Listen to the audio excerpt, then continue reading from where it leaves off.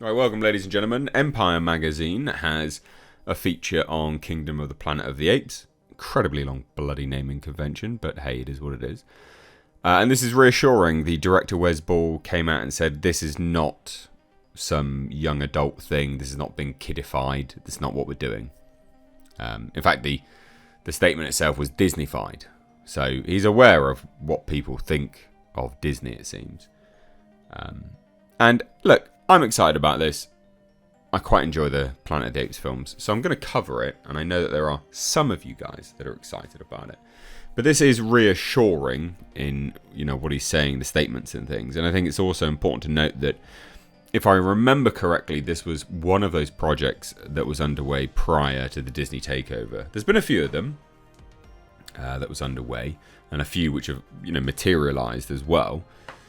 And some of them have turned out pretty alright, to be honest. And what we know about the others that haven't come out, yeah, they're pretty good as well.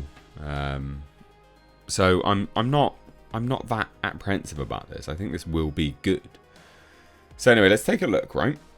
The sort of quote, or the headline from Empire is that the movie will be an adventure quest movie with a little bit of Star Wars in the mix.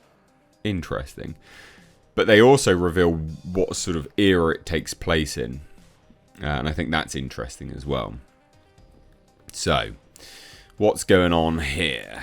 Director Wes Ball, previously behind post-apocalyptic all-action series The Maze Runner, tells Empire in 2024 preview issue his sequel of sorts is an adventure movie, tonally distinct from the darker impulses of the recent trilogy, while hoping to retain what made those films so special. He says, and quote, "When I first started on it, I said, I feel like Apes need a little bit of Star Wars. It's all very grounded in reality, but it's essentially a quest narrative. Our main character, the young, impressionable Noah, meets characters along the way and becomes awakened as he winds up in a place that will test him, and he ultimately becomes his true self. We haven't kidified it, or Disneyfied it, if I'm allowed to say that. But we have brought a younger spirit to it." I think that's all quite positive. Having it as, an adventure movie and things like that, I don't hate that either. And saying that, it needed a bit of, saying that it needed a bit of Star Wars. It's grounded in reality, but it's essentially a quest narrative. I don't know what he means by a little bit of Star Wars. Maybe he does mean just that quest narrative, but I would have said that's an unusual thing. An unusual sort of example to give to make your point. It needs a little bit of Star Wars. Sorry, what? That is an unusual way to make a point about a quest narrative. I don't want these films to completely jump the shark. I mean, they pretty much have anyway, because it's talking apes ruling the planet. But I do think that these films need to go in somewhat that direction. Not full-blown jumping the shark, but they are too grounded in reality. I mean, at the end of the day, these apes are bloody taking over the world. It'd be nice to... there's the potential for the time travel element. There's the potential for the astronauts, etc. So it would be good to see that. Eventually, for goodness sake. But anyway, whatever.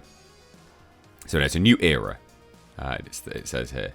It's a whole new era of apes in more ways than one. I wanted to do a big leap forward in time, Ball reveals. Doesn't actually say when, though, which is weird. So, yeah, unusual. But it says, it's significant enough that Caesar is still a spirit in the movie, but most of his living relatives are not in this picture. If the last three movies were the Stone Age, here we get to see what happens when they enter the Bronze Age. Interesting. And then the Fall Guy stuff, which, side note, that does actually look quite funny, to be honest. But yeah, this is interesting. I mean, the image is superb. The image is great. Just slide this over here so you can look at it. I mean, that...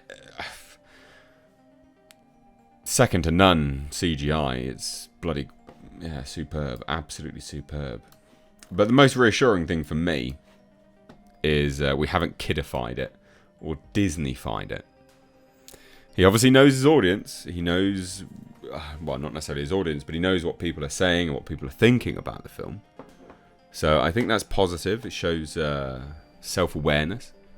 Shows a distinct understanding of the narrative that's being spun about Disney and these movies at this point in time as well, which is nothing but reassuring, actually. So, yeah, what do you guys think? Are you interested in this? Let me know down below. Hasn't Disneyfied it? I do wonder if he got told off for that, because he even says, if I'm allowed to say that. Probably not, mate, to be honest. But let me know what you think. I'd love to hear it, guys. Hit subscribe if you're new here. Turn the bell notifications on. Cheers, guys. Take care. Bye-bye now.